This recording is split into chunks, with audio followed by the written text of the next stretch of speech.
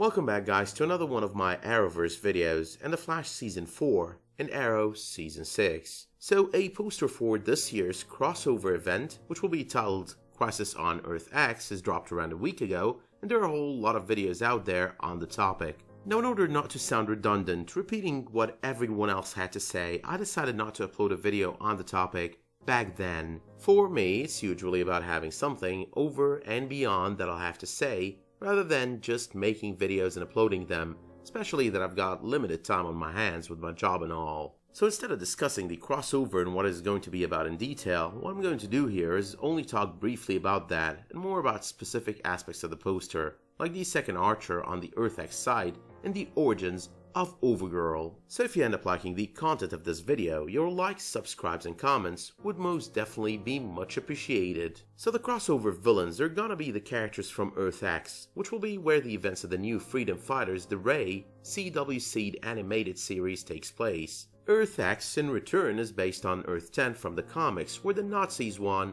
World War II. If you've been following my channel for long enough, you would know I'm a big fan of the idea. Not the Nazis winning, but the portrayal of the concept on a TV series. I've already reviewed the second season of The Man in the High Castle almost a year ago now, and I'll be doing the same in a couple of months when the third season is released on Amazon. The Man in the High Castle, if you've not watched it, is a must-watch and is based on the very same concept the crossover will be based on. It's also based on the Philip K. Dick novel by the same name, with some deviations of course. Now, if you've only read the novel, you might still want to watch the series. Your favorite character on the series will be one that is not part of the novel anyway. But let's move on to the crossover poster here in order not to waste much time discussing things that others might have already covered. Now, at a first glance, we've got at least 13 Earth 1 heroes, Supergirl from Earth 38 and the Ray from Earth X, all participating in the battle against the invaders who will come crashing the West Allen wedding.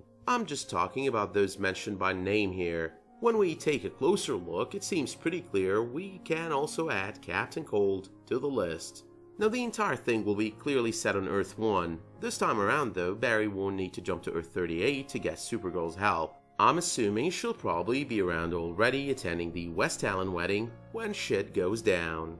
But the one thing that makes little to no sense on this poster though, is we've got ourselves 4 villains and 14 heroes to deal with them. Don't get me wrong here, I'm not talking numbers for the sake of numbers, but rather about the fact that 3 of the 4 villains are Earth X doppelgangers of the superheroes we have on our end. The 4th villain though is a big question mark, and one I'll be discussing in a moment here. So on the right side of the poster, we've got Overgirl, the Arrow, and the Flash, and our 4th mystery character.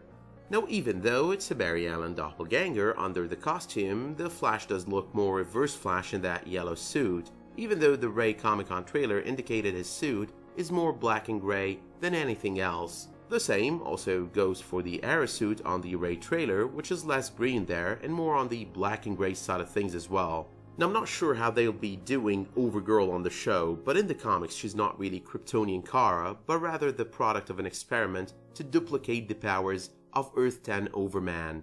Overman, on the other hand, is basically Kal-El, who landed on Earth X in 1938 as a child, ended up being raised by Adolf Hitler, and was the main reason Nazi Germany won World War II. Now, Overman became affiliated with what is known as the Justice League Axis at some point as well, and in their attempt to duplicate his powers, Nazi scientists succeeded at altering 2 children with his genetic material, leading to the birth of the monstrous anti-human and Overgirl. The relationship between Overman and Overgirl though was kind of similar to the one we know with Superman and Supergirl. Overman grew fond of her, started considering her a cousin, and treating her like one. Now, speaking of the second Archer on the poster, there's a dominant theory out there on who he happens to be. I'm not totally in agreement with said theory, which basically claims he's Prometheus. The theory's main premise is based on nothing but his green suit and his face mask, both of which don't necessarily have to be indications of anything. For starters, this theory fails to ask the very important question of what made Adrian Chase, or whoever it is under the mask,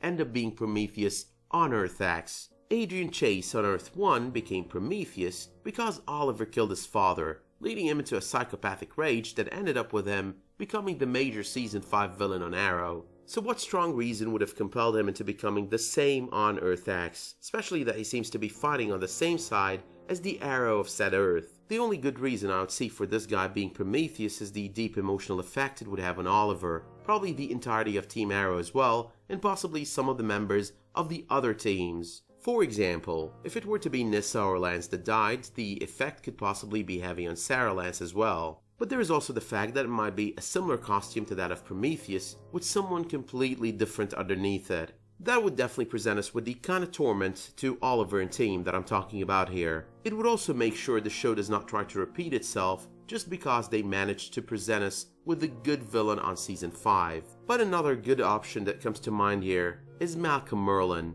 Recently, statements have been made debunking all the fan theories about Malcolm Merlyn possibly being alive after his encounter on the finale of season 5. But said statements also made it clear Malcolm could still be back on any of the Arrowverse shows at any point in time, even though he's been killed off on the 5th season finale of Arrow. It's not really so far-fetched that he possibly be part of this crossover. These statements could have simply been made in conjunction with a planned return of his on the crossover event as part of the show's version of Justice League Axis. But the last option I'm thinking of here is a Dark Arsenal or Roy Harper. Now recently Colton Haynes, who portrayed Roy Harper on the show in previous seasons, tweeted, "Roy's coming back very soon." That could mean that he's coming back to help Team Arrow with one thing or another. It could mean that we'll discover he's the person under the mask of Vigilante, as many speculate, but the very soon part of his tweet indicates he's gonna be back for the first half of the season.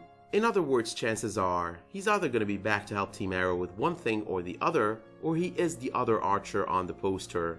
And it is kind of the option that makes most sense to me. Roy could have ended up on that Earth taking up the Green Arrow as his mentor as well, becoming a darker, Nazi-affiliated version of himself, fighting on the wrong side of justice. But on another note here, the poster is missing a few members of various teams. We know the Elongated Man will be part of Team Flash on the upcoming season, even though he doesn't seem to have a presence on this poster. You could also see that Citizen Steel is nowhere to be seen there. Speedy and Diggle are not on the poster either, which begs the question of whether or not one or both of them died in the Lianu explosions. Mr. Terrific is on the poster as well, which either means he lived through the same explosions, or it is a total red herring. I'm going to be uploading another video pretty soon about how Roy would be back on Arrow this season, because there are other possibilities I'm thinking of, some of which are actually evil, and it does not constitute him being part of the crossover or being Vigilante. But for the time being, let me know in the comments what you thought of the poster, who you think the Archer is, and if you think the absence of some Arrow characters and the presence of others is a direct hint at who lived and who died on the show's 5th season finale. Let me know as well if you liked this video by dropping it a much appreciated like, and while you're at it, you can always subscribe and enable notifications. But until I see you next time, thank you all for watching, and have a great day.